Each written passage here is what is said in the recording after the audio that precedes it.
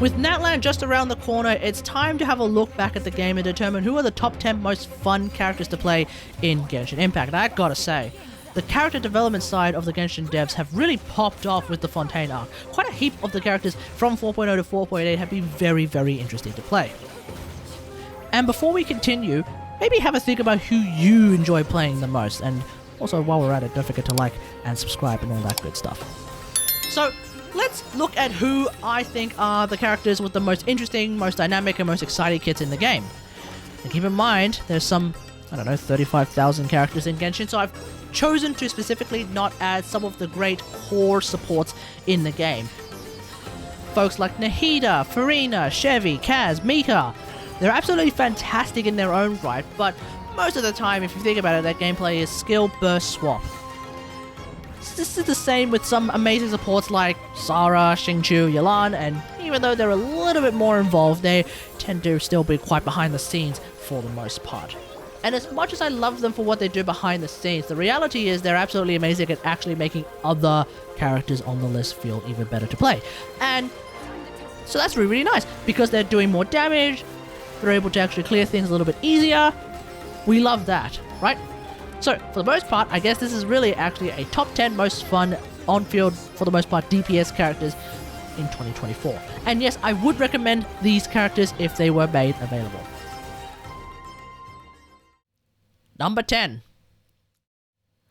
Number 10 is Dehya. And I say this as a C0 Dehya enjoyer. I do appreciate defensive Dehya quite a lot, but lately I've been enjoying offensive Dehya as well, and this has been greatly improved with the addition of folks like Chevy and Farina. Now Chevy, of course, being the first Pyro healer battery in the game, opening up overload teams as a way to do some nice damage, considering that this is C0 Dehya that I'm talking about, has been really, really great. And Farina has also been a very solid option for both Hydra application, as well as buffing Dehya and I guess everyone else on the team to do some really, really nice damage. It's ultimately still a bit of a meme to try and get her ult back because her energy requirements are kind of insane, but I feel like it's been a bit more manageable lately, probably because I've been getting some better EOSF pieces, and also I've been bringing some more favs in the team. Fav on Chevy, Fav on Kaz, Fav on, someone else, Mika even, something like that. Number 9. Number 9 is Lisa, the first waifu. So not too much has happened with on-field Lisa since Sumeru, but the quicken team that I've been liking with her, which is the quicken team with Miko, is still really, really solid, and it allows her to shine. So really the only reason why she's this low on the list is only because there hasn't been too much change for Lisa, not too much improvement on her pretty much since Sumeru. But she's still really, really exciting to play as someone who can do some really hard-hitting electro nukes, as well as some solid aggravates with her normal attacks, or while her lantern is zapping enemies and reducing their defense. So you gotta love that. Number 8.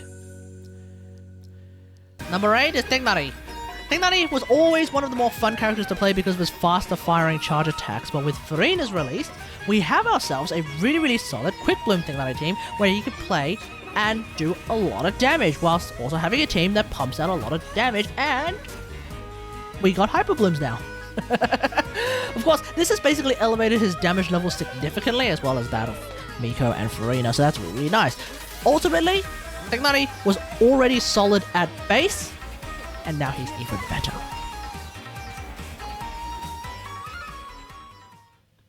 Number 7. Number 7 is Neuvillette. Part of this is because he does a lot of damage. Another part of this is because he's very easy to play. And then, of course, there's the fact that it's really, really satisfying to just hose enemies down into oblivion. Sometimes, when I don't want to think, I play Neuvillette, and when I play Neuvillette without thinking, I have a great time. He actually feels powerful, like a god amongst mere mortals when you just blast enemies into smithereens. I can see how some people might get a little bit bored of him, but I'm not even remotely close to get that particular level. So yeah, I love Neuvillette. I think he's fantastic. Number 6. Number 6 will be Nilou. And frankly, she'd be higher if we didn't have so many damn bosses in the Spiral Abyss. Nilou herself doesn't necessarily have the most amazing gameplay. It's usually E, E, E, E, and then maybe on occasion burst. Or, I guess, E, normal attack, E, if you're that kind of player. Which I am. But, really with Nilou, it's actually Candace where I enjoy playing Nilou teams a lot through. Because when I'm playing a Nilou team with Candace, I can then also time her skill to block massive incoming damage. And then continue to trigger more blooms. So we gotta love that. And Nilou as a niche is, in my opinion, still incredibly strong. And she's always been one of the most polarizing characters in the game. I.e., if you're looking for a character that is going to be just overall really good for your roster, you probably shouldn't be getting Nilou. But if you want to experience anything even close to Nilou, you got to get Nilou. There's no one else that, like, is even similar to Nilou, and Kave's not that similar, unfortunately, so he doesn't really count. If you want American foreign policy, i.e. bombs everywhere, you got to get Nilou. That's the deal. Number 5. Number 5 is A. It's simple. Big damage, Booba Sword, Team Battery. Do I need to say more? A tried and tested trio of qualities that will never not be good. With Furina's release and reliance on healers, we have ourselves the Teyvat team, which, if you have C2 Gene, you also get attack speed for A, which makes her even better to play. And this is a team that pumps out a ton of damage, whilst making sure some of your more obscure artifacts, like, I don't know, attack cups, suddenly become more viable and potentially outperforming those damn Electro cups that you've been struggling to acquire to this day. So not only was she one of the best characters in the game already, she's also getting better. Number 4. Number 4 is Arlecchino. Father is also very damn strong, but she's also another character who's really easy to play and is front-loaded like crazy, meaning right from the start, she's very enjoyable. Now, of course, that damage will start to drop off over time, but depending on the team you're playing, she's kind of always just doing those numbers that make you all hot and flustered. And I really thought that the whole, oh no, she can't be healed by anyone else on the team during combat mechanic would end up being really, really difficult to work around, but nope. She's actually really, really straightforward to work around with because of that ult that just heals her by a very large amount. And in Abyss, where I need Pyro damage, well, Arlecchino kind of clears everything really comfortably too, so that's kind of nice. But while we're talking about Arlecchino, I do want to say this. Sack the Whimsy domain! It's been absolute cancer trying to farm that damn artifact set, and even now, my Gladiator's build is still somehow stronger anyway, so I give up.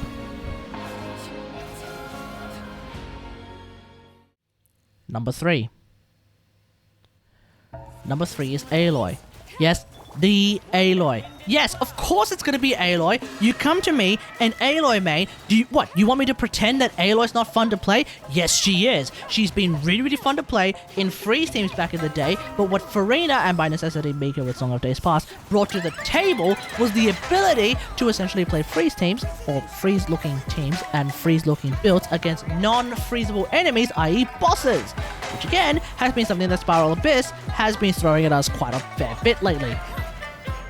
Because of this increase in opportunity to enjoy Aloy in more content and a seemingly easier nature of her bomblets lately, I don't know what's going on, but somehow her bomblets are actually working as intended a lot more than usual. I've been greatly enjoying the one singular cryo DPS character that I actually still play. Of course, I'm still relying on Kazuha in my Aloy teams, not just for DPS increases, but also to group those damn bomblets.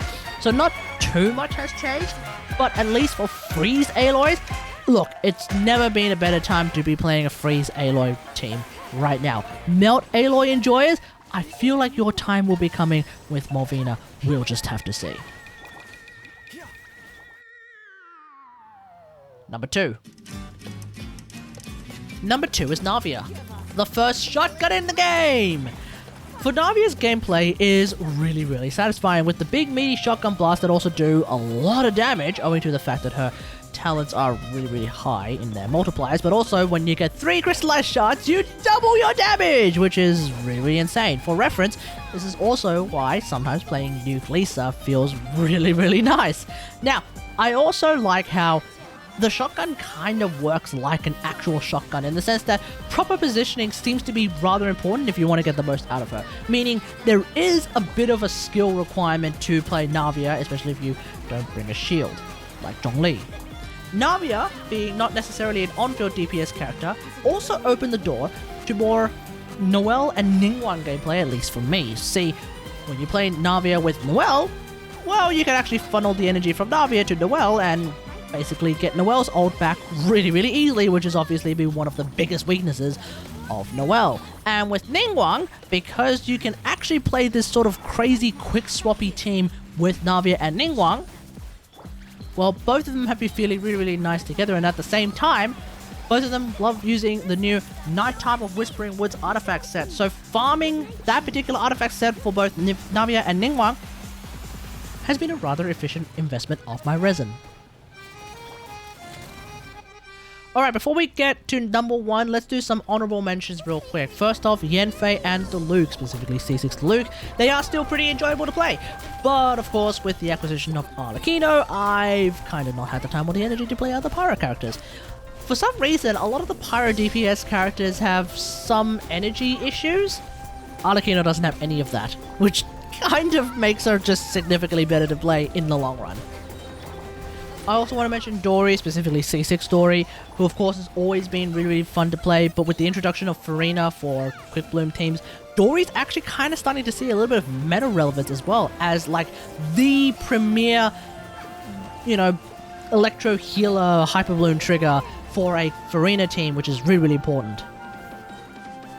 Of course, there's also Hazel, who on the rare occasion I play is actually quite fun and dynamic, but sometimes he ends up playing like Anemo Navia, and because Navia has the shotgun, Navia is better. And of course there's Shenyun, but mainly through Hu Tao, i.e. playing Plunge Hu Tao, because I refuse to play regular Hu Tao anymore. Plunge is and always will be a fun play to play, but it kind of ended up being a bit of a fad about a month later after I got Claritainer, because then I kind of stopped playing Plunge Hu Tao, or Pyro Xiao I guess. But from time to time I still bring this team out on occasion, and maybe I'll do it more now that I have an R5 Lithic Spear for Hu Tao. And then of course there's Senno, who I've enjoyed a lot more now that I have R5 Ballad of the Fjord, so that's really nice, but the reason why I haven't played him a lot lately is actually ironically because of the number 1 pick. So who is number 1? Number 1. The number 1 pick is Clorinde. Clorinde is easily the most exciting, dynamic, quick-paced, high-octane character in the game. In her Night Vigil mode, she is of course Mesa the Warframe, except she does something that not even Mesa the Warframe can do that well, which is move around a lot, unless of course you use operations, but we're not going to go in there. Whilst maximizing her DPS does mainly involve moving around a small area, because you're just lunging through the enemy all the damn time, I personally don't really care for that. I like to use her lunge to just reset the bond of life, for more pistol damage, or for mobility, or hell, even dodging incoming attacks. And if the correct dodging position involves going through the target, great, more damage. But otherwise, I'm mainly just focusing on her pistol damage. I love that Clorinde can also heal herself, which basically makes her really reliable. I love that she's a ranged character with a pistol, which means that hit lag is not an issue, which also means that running attack speed with someone like Mika is actually very beneficial. And I love how flashy her ultimate is, and how much of a badass you are if you are able to end the battle with the ult. I love how in a Quicken team with Thundering Fury, which is the best artifact set for her if you're not playing Overload teams, she can perfectly synergize with Sara. The timing works, and therefore everything about her gameplay has been nothing short of perfect. And the moment I tried her out in the trials, I knew immediately, oh yeah, this woman is for me. I'm 100% all in on being a Clorinde main. That's my top 10 most exciting, most fun DPS characters to play in the game. Let me know what you think in the comments below. Who are your top 10 most fun DPS characters in the game, or just, I guess, most fun characters in the game point blank. Let me know in the comments, and yes, like I mentioned earlier, I'd recommend these characters a lot. Especially my higher picks. The higher they are up the list, the more I definitely recommend them. And not necessarily because they're meta-defining or they're great for every account possible or anything like that. No, it's just, when I play them, I have a really, really good time. And so I recommend characters that I have a really good time with. There we go. They have great mechanics, they're very interesting to play, they're somewhat unique. There it is. Alright, awesome. Anyway, hope you guys enjoyed. If you like this video, hit that like button, subscribe for more Genshin Impact action, and until next time, I'll see you guys later. Thanks for watching. Bye. Gaining the upper hand! Suntown is only the beginning.